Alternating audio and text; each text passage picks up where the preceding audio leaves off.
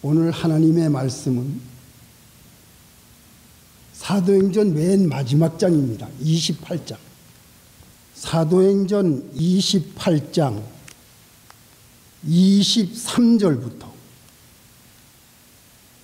31절까지 238페이지입니다. 사도행전 28장 23절. 저희가 일자를 정하고 그의 우거하는 집에 많이 오니 바울이 아침부터 저녁까지 강론하여 하나님 나라를 증거하고 모세의 율법과 선지자의 말을 가지고 예수의 일로 권하더라. 그 말을 믿는 사람도 있고 믿지 아니하는 사람도 있어 서로 맞지 아니하여 흩어질 때에 바울이 한 말로 일러 가로되 성령이 선지자 이사야로 너희 조상들에게 말씀하신 것이 옳도다. 일렀으되 이 백성에게 가서 말하기를 너희가 듣기는 들어도 도무지 깨닫지 못하며 보기는 보아도 도무지 알지 못하는도다. 이 백성들이 마음이 완악하여져서 그 귀로는 둔하게 듣고 그 눈을 감았으니 이는 눈으로 보고 귀로 듣고 마음으로 깨달아 돌아와 나의 고침을 받을까 함이라 하였으니 그런즉 하나님의 이 구원을 이방인에게로 보내신 줄 알라. 저희는 또한 들으리라 하더라. 바울이 온 이태를 자기 셋집에 유하며 자기에게 오는 사람을 다 영접하고 담대히 하나님 나라를 전파하며 주 예수 그리스도께 관한 것을 가르치되 그 많은 사람이 없었더라. 아멘. 여기까지. 잠깐 기도하겠습니다. 하나님 아버지, 아름다운 주일날을 주셔서 감사합니다. 이 시간 우리 모두에게 성령 충만 주시고 진리 가운데로 인도해 주시옵소서. 예수님의 이름으로 기도합니다. 아멘. 성도 여러분, 일주일 동안 잘 지내셨습니까? 저는 오늘 교회 오면서 너무 행복했어요. 아니, 뉴저지가 1월이면은 눈이 펑펑 내리고 춥고 미끄러지고 참 겨울이 상당히 어려운 겨울을 보낼 텐데, 야, 이거 봄 날씨 같은 느낌을 받아요. 얼마나 감사한지 참 기쁘고 행복했습니다. 하나님의 은혜로 이 추운 1월을 이렇게 아름다운 햇살을 받으면서 교회에 나올 수 있다는 것이 너무나 감사하고 기쁘고 행복했습니다. 여러분들도 마찬가지였을 거예요. 오늘은 사도행전의 마지막이라 로마의 순교자에 대한 제목을 가지고 말씀을 증거하려고 합니다. 사도 바울이 드디어 로마에 도착했어요. 어디 나오지요? 16절. 우리가 로마에 들어가니 바울은 자기를 지키는 한 군사와 함께 따로 있게 허락하더라. 하나님께서 그 많은 고난을, 사도 바울을 고난 속에서 지켜주시고 로마에 사도 바울을 인도해 주셨습니다. 그런데 오늘 우리가 은혜 받을 말씀은 사도 바울이 로마에서 무슨 일을 하였나, 그것을 오늘 우리가 세 가지로 생각하면서 은혜를 나누려고 합니다. 첫째는 하나님께서 사도 바울을 로마에서 2년 동안 말씀을 전할 수 있는 기간을 하나님이 주셨다는 겁니다. 그게 어디 나오지요? 23절. 저희가 일자를 정하고 그의 우구하는 집에 많이 오니 바울이 아침부터 저녁까지 강론하여 하나님 나라를 증거하고 모세의 율법과 선지자의 말을 가지고 예수의 일로 권하더라. 또 30절을 보세요. 바울이 온 이태를 자기 셋집에 유하며 자기에게 오는 사람을 다 영접하고 담대히 하나님 나라를 전파하며 주 예수 그리스도께 관한 것을 가르치되 그 많은 사람이 없었더라. 이거 보세요. 이태라고 하는 것은 2년을 가리킵니다. 하나님은 사도 바울을 로마로 인도하신 가장 중요한 이유가 로마에 살고 있는 유대인들과 이방인들에게 하나님의 나라, 율법, 예수 그리스도의 십자가, 그리고 부활, 그리고 하나님의 사랑, 그리고 하나님의 구속의 역사, 독생자 외아들 예수 그리스도께서 이 땅 위에 오신 이유, 그리고 우리가 앞으로 어떻게 예수님을 섬기고 하나님께 예배드리고 주의 몸된 교회를 세워나갈 것인가, 이 귀한 복음의 진리를 2년 동안이나 전할 수 있는 시간을 하나님이 사도 바울에게 주신 겁니다. 어디에서? 셋집에서. 사도 바울이 기거하는 셋집에서. 우리가 두 가지로 생각할 수 있는데요. 집에서 하나님의 말씀을 가르쳤다는 것은 이거는 가정예배를 말합니다. 가정에서 예배드리고 가정에서 하나님의 말씀을 묵상하고 가르치고 배우고 가정에서 하나님을 섬기는 일.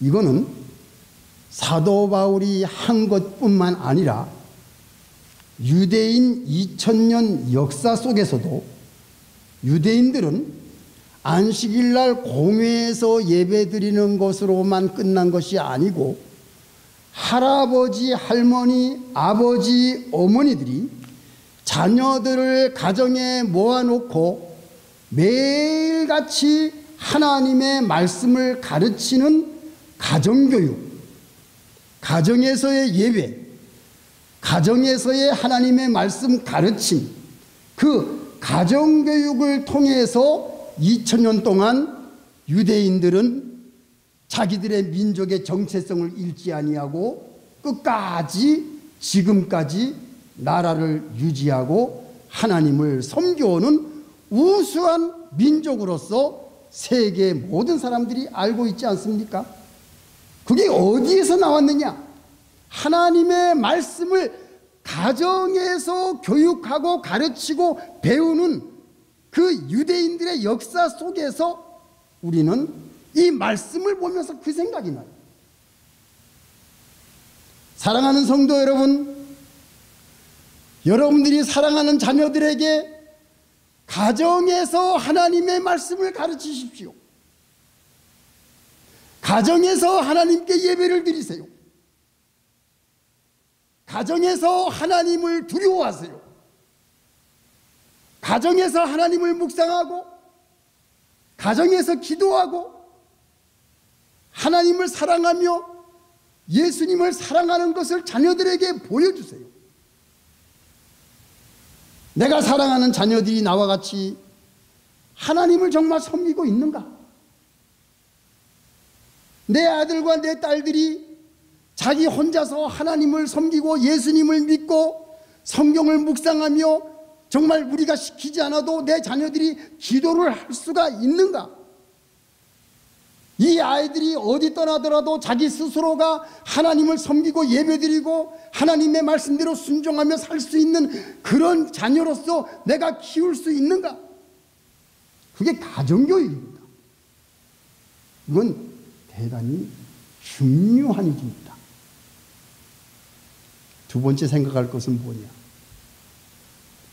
평신도를 깨우라는 말을 여러분이 들어봤을 거예요. 예.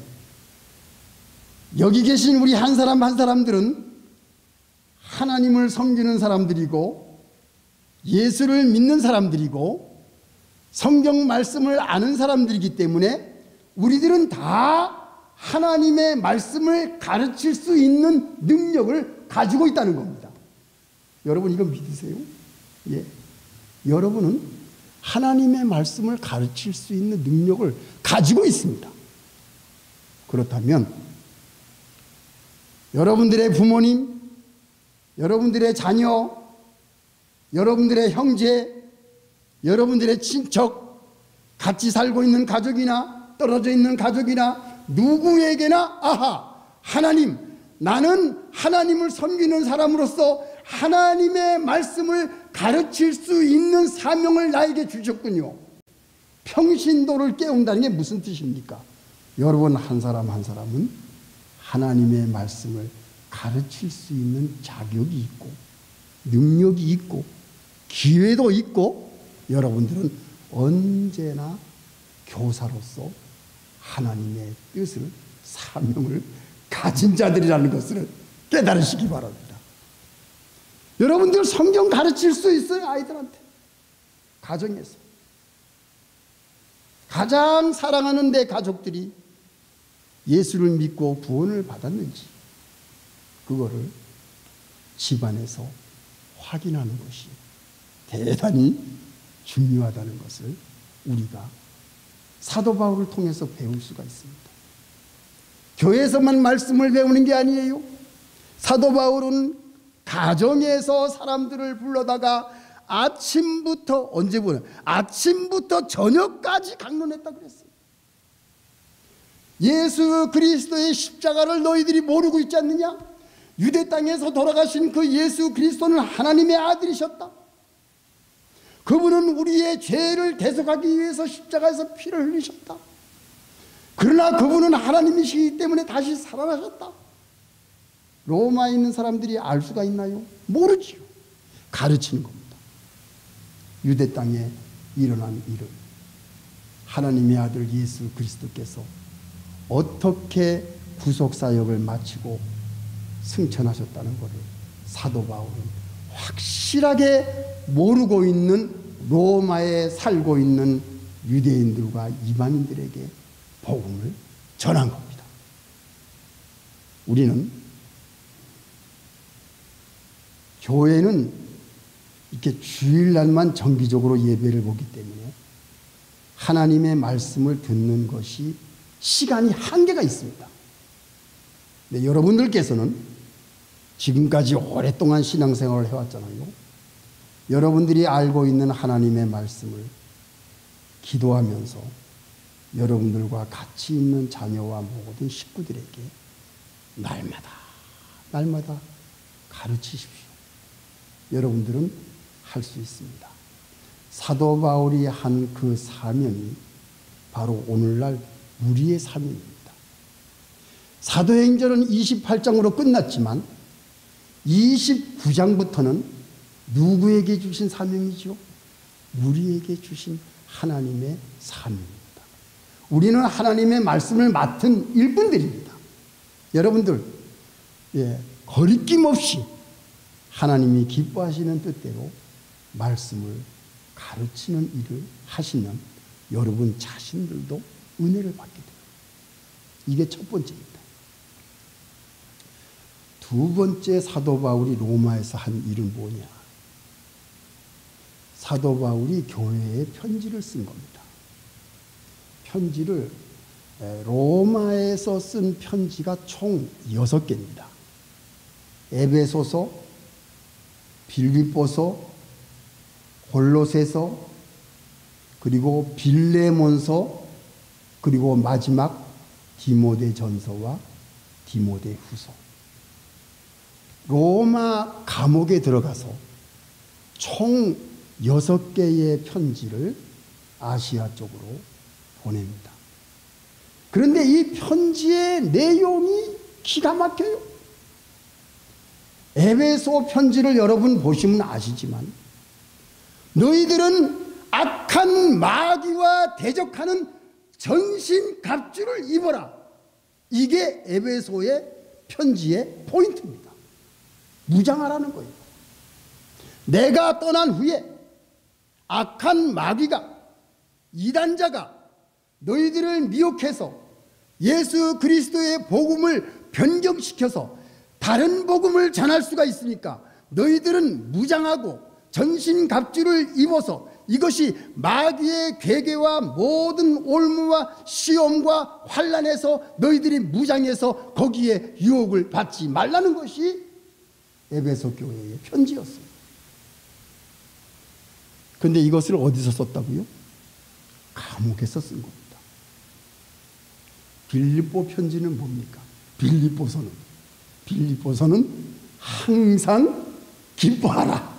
우리 엄지사님 아까 기도하셨지요. 기뻐하라는 거예요. 예. 우리 성도님들 항상 웃으시기 바랍니다. 기뻐하시기 바랍니다. 두려워하지 마세요. 제가 지난주일날 말씀드렸지요. 걱정하지 마시고 항상 기뻐하세요.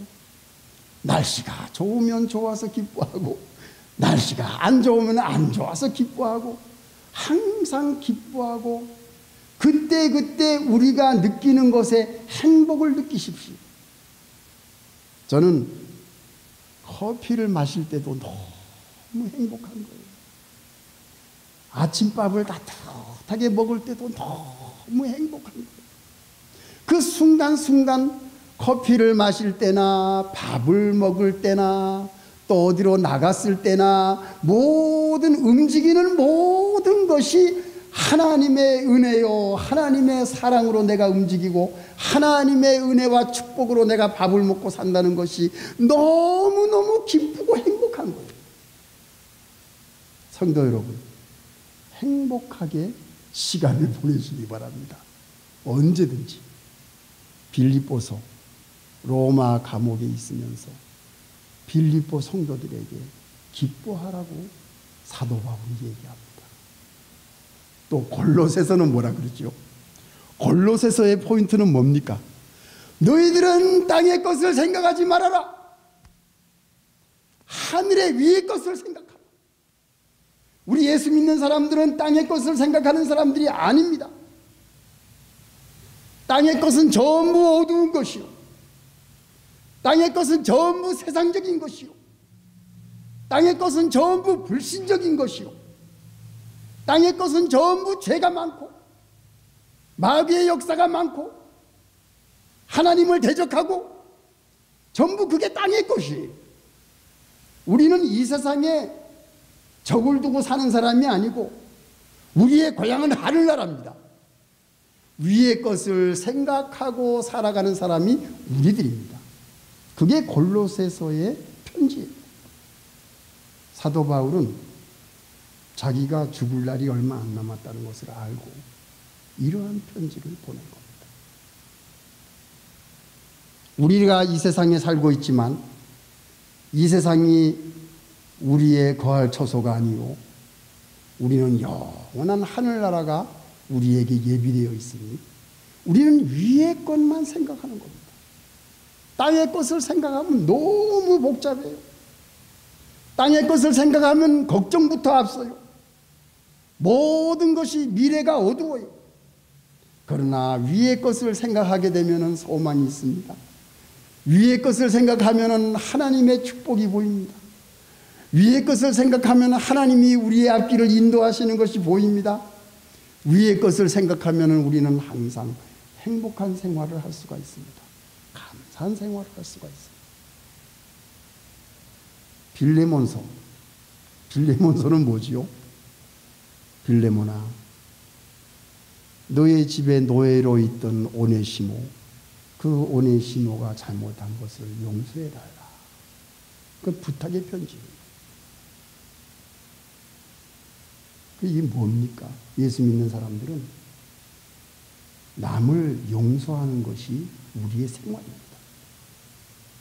다른 사람을 이해해주고 다른 사람을 배려해주고 다른 사람의 상처와 아픔을 우리가 같이 아파해주고 다른 사람의 슬픔을 내 슬픔으로 생각하고 왜? 그 사람도 나와 같은 형제와 자매니까. 예수 믿는 사람들은 특히 제가 가족의식을 가지라 그랬죠. 예수 믿는 사람들은 같은 가족이에요. 얼마든지 용서할 수 있습니다. 이 용서하라는 것이 빌레몬서의 편지의 포인트 내용이에요. 자, 디모데전서 후서는 제가 세 번째 가서 말씀드리겠습니다. 여러분과 떨어져 있는 모든 사람들에게 옛날에는 편지를 많이 썼습니다. 그런데 지금은 이제 카톡도 되고 또 페이스북도 되고 얼마든지 멀리 있는 사람과 연락을 할 수가 있습니다. 우리 여러분들께서 어렵지 않아요. 하나님의 말씀, 위로의 말씀, 축복의 말씀, 사랑의 말씀을 얼마든지 편지로나 또는 전화기로 전할 수가 있습니다. 우리 믿는 성도들은 부정적인 이야기, 부정적인 말, 부정적인 미래, 부정적인 것은 우리가 생각하지 말고 긍정적인 것, 사랑스러운 것, 축복을 이뤄주는 것, 네. 그리고 용서하는 것, 그리고 이해하는 것, 그 사람들을 나는 너를 참 아낀다. 네. 제가 우리 아들한테도 그랬어요. 응?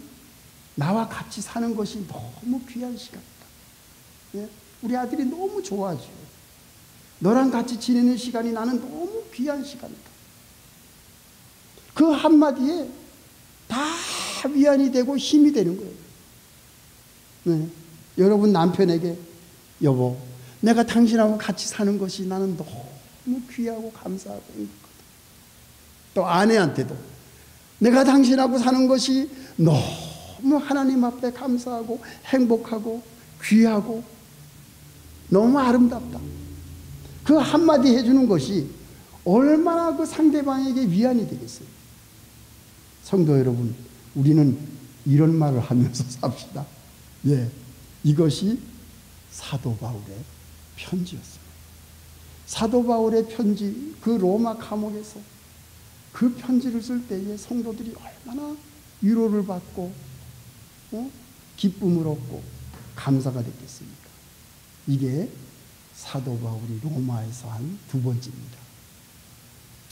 세 번째는요, 좀 슬픈 얘기가 되겠습니다만 사도 바울이 순교하는 이야기를 제가 잠깐 해야 되겠습니다.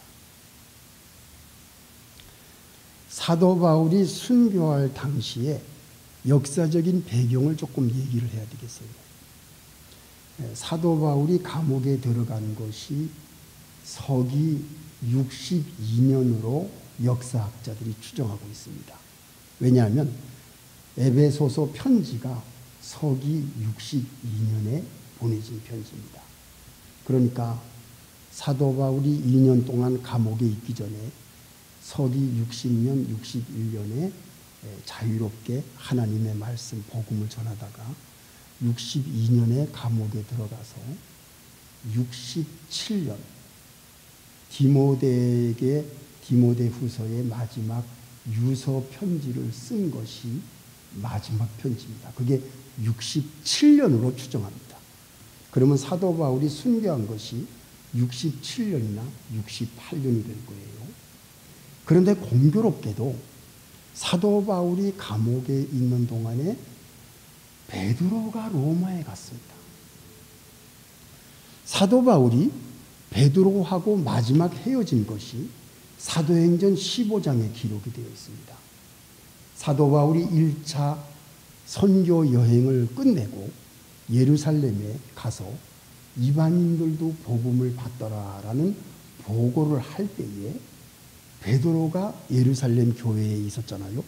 그리고 거기에 이제 야고보 사도가 있었고, 이 두 사람이 사도 바울의 보고를 듣고서 맞다, 이방인들도 이제 복음을 받는구나. 그렇게 모두가 예루살렘 교회에서 기뻐했습니다. 그게 마지막 작별이었어요. 사도 바울하고 베드로예요. 그런데 사도 바울이 감옥에 있는 동안에 베드로가 로마에 왔습니다. 그러니까 어떻게 왔는지는 기록이 없어요. 근데 베드로가 왔어요. 와서 베드로가 베드로전서, 베드로후서를 로마에서 쓰는데 그 베드로후서 마지막 3장에 무슨 말이 나오냐면은 나와 같은 형제 바울이 너희들에게 편지를 쓴 것을 내가 알고 있다. 그것이 나옵니다. 여러분 보십시다. 베드로후서를 보면은 확실하게 말합니다. 베드로후서 3장 15절. 또 우리 주의 오래 참으심이 구원이 된 줄로 여기라. 우리 사랑하는 형제 바울도 그 받은 지혜대로 너희에게 이같이 썼고. 이거 보세요. 베드로후서 3장 15절. 베드로가 편지를 쓸 때에, 소아시아에 편지를 보낼 때에 사도 바울이 로마에 있는 것을 알고 있었어요. 너희들에게 편지 쓴 것을 내가 안다 그랬어요. 베드로가 로마에 있었습니다. 그런데 공교롭게도 베드로하고 사도 바울이 로마에 있을 당시 황제가 누구였지요? 제5대 황제 네로입니다. 네로는 AD 54년부터 68년까지 14년 동안 로마를 지배한 황제입니다. 그런데 네로 황제가 54년 로마 황제로 등극했을 때의 나이가 16살이었어요. 그러니까 16살이니까 뭘 알겠습니까? 철이 없죠. 그래서 어머니 아그리피나라는 어머니가 이 아들 대신 로마의 정치에 간섭을 합니다. 그러다 보니까 이 네로가 내가 황제인데 왜 어머니가 정치에 관여하냐 해서 어머니랑 굉장히 불화가 일어나요. 불화가 일어나니까 어머니가 무슨 말을 하는 줄 아세요? 네 이복 동생 브리타니쿠스라는 네 이복 동생이 있다. 너 만약에 엄마 말을 안 듣고 네 마음대로 하게 되면은 내가 너를 잘라버리고 네 이복 동생 브리타니쿠스를 황제로 대신 세우겠다. 이 말을 하니까 네로 이 황제가 겁이 난 거예요. 근데 이 네로 황제는 어떤 사람이었느냐? 성악가입니다. 노래를 잘 부르는 성악가였어요. 이 네로 황제는 예술가예요. 67년, AD 67년에 이 네로 황제가 그리스에 콘서트를 하려고, 자기 노래를 부르기 위해서 콘서트를 하려고 죽기 전 1년 전에 그리스를 방문한 적이 있습니다. 그만큼 네로 황제는 예술가였고 성악가였고 노래를 즐기고 나중에 로마가 대화재로 불탈 때에 노래를 부르는 바람에 이 네로 황제가 불을 질렀다고 오해를 받기도 했죠. 이런 때였어요. 아주 복잡하고 아주 어려운 로마의 정치적인 어려움이 있을 때였습니다. 그래서 이 네로는 그 이복 동생 브리타니쿠스를 죽입니다. 나 대신 황제가 되면 안 되니까. 그리고 자기 아내 옥타비아도 죽입니다. 그리고 어머니가 자꾸 간섭을 하니까 어머니까지도 죽입니다. 다 죽여요. 가족들을 다 죽여요. 그래서 이 네로는 정신이 돌아버립니다. 그래가지고 64년, 그러니까 네로 황제가 26살이 되던 때에 로마 7월입니다. 64년 7월에 로마 대화재가 일어나죠. 그럴 때에 이 백성들은 네로 황제가 불을 질렀다고 소문을 퍼뜨리기 시작해서 네로 황제가 정상이 아니기 때문에 내가 불을 지른 것이 아니라 이 로마에 있는 기독교인들이 불을 질렀다고 해가지고 기독교인들을 300년이나 학살을 합니다. 64년부터 네로가 자살할 때까지 68년까지 4년 동안 기독교인들을 학살을 합니다. 그런 큰 일이 벌어져요. 그런데 그 와중에 또 무슨 일이 생기느냐. 이 나라의 정부의 그 국고가 말라버립니다. 국고가 말라버리니까 군인들에게 월급을 줄 수가 없게 돼버렸어요. 그게 67년입니다. 사도 바울과 베드로가 디모데전서, 디모데후서 편지를 쓸 시기입니다. 또 베드로도 베드로전서, 베드로후서를 67년경에 썼다고 추측을 하고 있어요. 그러니까 이때 군인들이 들고 일어나요. 왜? 봉급을 못 받으니까. 이 황제를 치우자, 없애자, 이렇게 돼버린 겁니다. 그래서 군인들의 봉기로 인해서 결국은 AD 68년 네로 황제는 칼로 자기 몸을 상해서 자살을 하고 맙니다. 그 와중에 감옥에 있던 사도 바울은 목이 잘리는 그러한 순교를 당하고, 베드로는 그 폭도들에 의해서 십자가에 달리는데 거꾸로 십자가에 달려서 순교를 하게 됩니다. 신학자들의 얘기로는 3개월, 4개월 간격으로 사도 바울과 베드로가 로마에서 순교를 당했다고 기록을 하고 있습니다. 이거를 가만히 우리가 살펴볼 때에 로마의 그 정치적인 이유도 있겠지만 서기 67년, 68년이면 사도 바울과 베드로는 할아버지입니다. 나이가. 그 할아버지의 자기의 생명을 하나님께 드리고 순교함으로써 영광스럽게 하나님 나라에 갈 수 있게 된 바울과 베드로. 참 아이러니컬한 이름. 베드로는 예수님을 3번 부인한 일이 있지 않습니까? 사도 바울은 예수님을 만나기 전에 예수 믿는 사람을 핍박했던 사람이었고, 그리고 스데반을 죽일 때에 옆에 있었던 사람이었습니다. 이렇게 예수 믿는 사람들 핍박하고 예수님이 십자가에 달려 돌아가실 때 예수님을 3번이나 부인했던 이 두 사람이 그 늙을 때까지, 그 마지막 순간까지 예수 그리스도의 복음을 전하기 위해서 그 먼 땅 로마까지 가서 거기에서 하나님의 말씀을 전하고, 그 차디찬 감옥 속에서 몇 년 동안이나 고생을 하면서 교회를 사랑하는 마음, 그 교회에 남겨진 성도를 사랑하는 마음으로 그 피눈물 나는 편지를 쓰면서 그들이 늙어서 목숨이 닿을 때까지, 죽으면서까지, 순교하면서까지 하나님께 받은 사명을 잘 감당하고 떠났다는 이 놀랍고 귀하고, 또 어떻게 보면 슬프고, 어떻게 보면 위대하고, 어떻게 보면 우리가 자랑할 만한 엄청난 이 사건, 바로 이 두 분이 있었기에 오늘 우리가 예수님을 믿게 된 것이 아니겠습니까? 사랑하는 성도 여러분, 오늘 이 말씀을 받고 우리가 마음의 감동을 받으면서 이 두 인물을 우리가 묵상합시다.